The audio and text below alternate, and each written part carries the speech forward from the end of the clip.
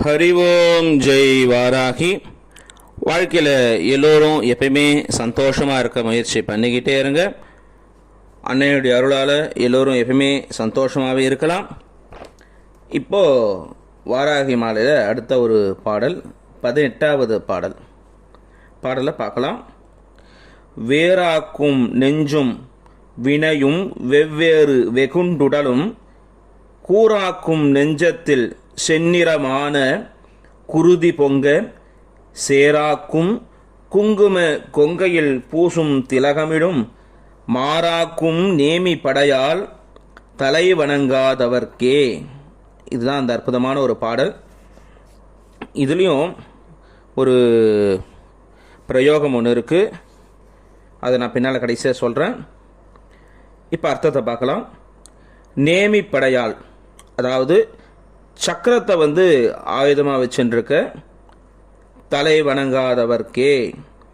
வாராகியுடைய பாதத்தில் தலையால் யார் வணங்காதவங்களுக்கு வேறாக்கும் நெஞ்சும் வினையும், அவர்களுடைய மனசு செயல் இது ரெண்டும் ஒருங்கிணையாமல், ரெண்டுமே ஒரே இது இல்லாமல், அதாவது என்னென்னா செய்யறது ஒன்று சொல்கிறது, நினைக்கிறது ஒன்று செய்யறது ஒன்றுன்னு சொல்கிறோம் இல்லையா, அந்த மாதிரி இருந்தாங்கன்னா வெவ்வேறு வெகுண்டுடலும் கூறாக்கும். இந்த மாதிரி வேறான செயல்களை செய்யும் போது அவங்க உடலை அம்பாள் என்ன பண்ணுறாளாம், வெகுண்டு எழுந்து அந்த உடம்பு பல கூறாக ஆக்குமா. அதாவது பீஸாக ஆக்கி அவர்களுடைய உடலை பீஸாக ஆக்கி நெஞ்சத்தில் செந்நிறமான குருதி பொங்க சேராக்கும். அதாவது அந்த உடம்புலேருந்து அந்த வருது இல்லையா ரத்தம், அந்த ரத்தம் என்ன பண்ணுதான், அந்த மாம்சத்தோடு சேர்ந்து அப்படியே அம்பாள் மேலே தெளித்து சேரு போல், அதாவது இந்த மாம்சமும் அந்த ரத்தமும் சேர்ந்தால் என்ன ஆகும், நம்ம அந்த ரோடுங்களில் சேரெல்லாம் இருக்கு இல்லையா, தண்ணி பட்டோன்னா இந்த மண் சேரு மாதிரி ஆகிடுது இல்லையா, அதே போல் சிகப்பு கலரில் சேரு மாதிரி ஆகி குங்கும கொங்கையர் பூசும் திலகமிடும் மாறாக்கும். அந்த மேலே அது குங்குமம் மாதிரி ரெட் கலரில் ஆகி அம்பாள் மேலே அப்படி விழுந்தவுடனே அம்பாள் மார்பங்க மேலே பட்டவுடனே அது என்ன ஆகுதான், ஏதோ ஒரு சிகப்பு கலர் ரத்தனம் போல் அந்த ஏதோ ஒரு ஆரம் மாலை போட்டுருக்க மாதிரி அம்பாளுடைய திருமார்பில் அந்த மாம்சமும் ரத்தமும் கலந்த ஒரு தெளிக்கும் போது அப்படி இருக்கான். அதே மாதிரி அது என்ன பண்ணுதான், மேலே பட்டு திருப்பி இன்னும் மேலே தெளிக்கும் போது நெத்தியில் படுதான். அம்பாளுடைய நெத்தியில் படும்போது என்ன ஆகும், குங்குமப்பூ பூவுடைய குழம்பால் பூசிய மார்பில் படும்போது அணிகலன் மாதிரி இருக்கான். நெத்தியில் படும்போது என்ன இருக்கான், ஒரு திலகம் மாதிரி அழகான ஒரு குங்குமப்பூவில் ஒரு திலகம் பண்ணி நெத்தியில் வச்சுட்டா எப்படி இருக்குமோ. அந்த காலத்தில் இப்போ தானே குங்குமம்லாம் இருக்குல்ல, அந்த காலத்தில் குங்குமப்பூ தான் அப்படியே இழைச்சி நெத்தியில் வச்சுப்பாங்க. அந்த மாதிரி குங்குமப்பூ போல் ஒரு நெத்தியில் பட்டவுடனே அது ஒரு திலகம் அந்த மாதிரி ரெட் கலரில் இருக்கான். அப்பேற்பட்ட அன்னையை இது இதுவும் லாஸ்ட் டைம் சொன்ன பாடல் மாதிரி தான் எதிர்மறையான பொருள் எடுத்துக்கணும்.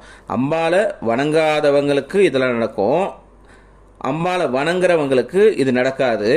இன்னொன்று பார்த்தோம்னா அம்பாளை வணங்குறவங்களை யாரெல்லாம் தூஷிக்கிறாளோ அவள் எல்லாரையும் அம்பாள் இந்த மாதிரியான தண்டனை கொடுப்பான்ட்டு அர்த்தம். இதுவும் உடல் அளவில் கிடையாது, மனசளவில் இதெல்லாம் நடக்கும். எந்த ஒரு விஷயமும் இந்த பாடல்களில் வர்றது உடல் அளவில் நம்மளை எதுவுமே டைரெக்டாக அம்பாள் வெட்டுறது குத்துறது அந்த மாதிரிலாம் பண்ண மாட்டா. அவங்களுடைய பயமுறுத்தி, அவங்க மனதளவில் அவங்கள பயமுறுத்தி அவங்களை நல்லவங்களை ஆக்கிறது தான் அன்னையினுடைய அனுகிரகம். அது அற்புதமான இந்த அனுகிரகம். இதில் பார்த்தீங்கன்னா இன்னொரு அர்த்தமும் எடுத்துக்கலாம். என்னென்னா நேமி படையால் அப்படின்ன போது என்னன்னா, நேமிங்கிற சக்கரம் சொல்லுவோம் இல்லைங்களா, நம்மக்கிட்ட இருக்க ஆதார சக்கரங்கள் 7 மெயினாக இருக்கிறது ஆக்ஞா சக்கரம் சொல்கிறது, புருவ நெத்தியில் இருக்குது. அதை நம்ம இது அர்த்தமாக எடுத்துட்டோம்னா அதுக்குள்ளே அம்பாள் இருக்கா. யார், அன்னை வாராகி நம்மளுடைய ஆக்ஞா சக்கரத்தில் புருவ மத்தியில் இருக்கா. ஆக்ஞா சக்கரத்துக்கு உடைய எதை குறிக்குதுன்னா குருவுடைய அனுகிரகத்தை குறிக்குது, ஞானத்தை கொடுக்கறதுனால அது குருவாக இருந்து அம்பாள் குரு வடிவமாக இருந்து ஒரு யாரெல்லாம் உபாசனை பண்ணுறாங்களோ அவங்க மேலே முன்னேறணும், அடுத்தடுத்த லெவலுக்கு அவங்க முன்னேறதுக்காக, உபாசனையில் முன்னேறதுக்காக அருள் பண்ணுறவளா அம்பாள் அங்கே இருக்கிறா. அதனால் குரு ரூபமாக இருக்க அன்னையை நம்ம எல்லாமே ஸ்தோத்திரம் பண்ணணும் அப்படின்னு அவர் சொல்கிறார். இதுலேயும் குருவுக்கு முக்கியத்துவம் கொடுக்குறார். நம்ம குருவுடைய அனுகிரகம் இருந்து அன்னையை பூஜை பண்ணும்போது அதனுடைய பலனானது அதிகமாகுது அப்படின்ட்டு அவர் சொல்கிறார். இதனுடைய பாராயணம் பண்ணுறதுனால என்னென்னா, நிறைய விதமான ஏவல்கள்லாம் நம்மளை விட்டு விலகுதுன்னு சொல்லுவாங்க. ஏவல்ன்றது என்ன? இப்போ எனக்கு ஏவி இருக்காங்கன்னு சொல்கிறோம் இல்லையா? போது செய்வினையில் சூன்யம் இருக்குது, இந்த மருந்து கொடுக்கறதுன்னு இருக்குது, இந்த மாதிரி நிறைய விஷயங்கள்லாம் இருக்கும்போது இந்த பிளாக் மேஜிக்கில் இந்த ஏவல்னு சொல்லுவாங்க. சில துஷ்ட தேவதைகளை நீ போய் அழிச்சிட்டு வா அப்படின்வாங்க. இப்போ வந்து ஜின்னு சொல்கிற வேறு மதங்களில் பார்த்தீங்கன்னா ஜின்னுன்னு சொல்லுவாங்க. நம்ம மதங்கள்லேயே நிறைய துஷ்ட கிரக தேவதைகள்லாம் இருக்காங்க. அந்த துஷ்ட தேவதைகள்லாம் ஏவி வர்றது, ஏவி விட்டு அவனை அழிச்சிட்டு வா. இது குட்டி குட்டி தேவதைகள் இருக்கும், அவங்களெல்லாம் செய்ய சொல்லுவாங்க. அந்த மாதிரியான உபாதைகள் இல்லாமல் இருக்கும் இந்த பாராயணத்தை பண்ணும்போது. அடுத்து அந்த மாதிரி ஏதாவது ஒரு பிரச்சனை ஏற்பட்டு இருந்ததுன்னா, நம்மளால் ஏவலால் ஏதாவது ஒரு பாதிப்பு இருந்திருந்ததுன்னா என்ன பண்ணணும்னா, ஒரு செப்பு சுத்தமான காப்பர், அதாவது செப்பு டம்ளரில் இல்லை பஞ்சபாத்திரத்தில் தீர்த்தம் எடுத்துட்டு இந்த மந்திரத்தை 27 முறை, அதாவது இந்த பாடலாக இருக்குது இப்படியே படிக்கும்போது இது பாடல் முன்னால் ஓம் சேர்த்து கடைசியாக நமகா சேர்க்கணும். அதாவது ஓம் வேராக்கும் நெஞ்சும் வினையும் அப்படின்னு ஆரம்பித்து கடைசியில் தலைவணங்காதவர்க்கே நமகா அப்படின்னு சொல்லி அப்படி சொல்லும் போது அந்த மந்திரமாக மாறிடும். 27 முறை அந்த தீர்த்தத்தை கையில் வச்சுட்டு அந்த பஞ்சபாத்திரத்தை தீர்த்தம் வச்சு அதை கையில் வச்சுக்கணும். அதை காப்பர் பாத்திரம் எதாக இருந்தாலும் ஓகே, அது சுத்தமான பாத்திரமாக இருக்கணும்.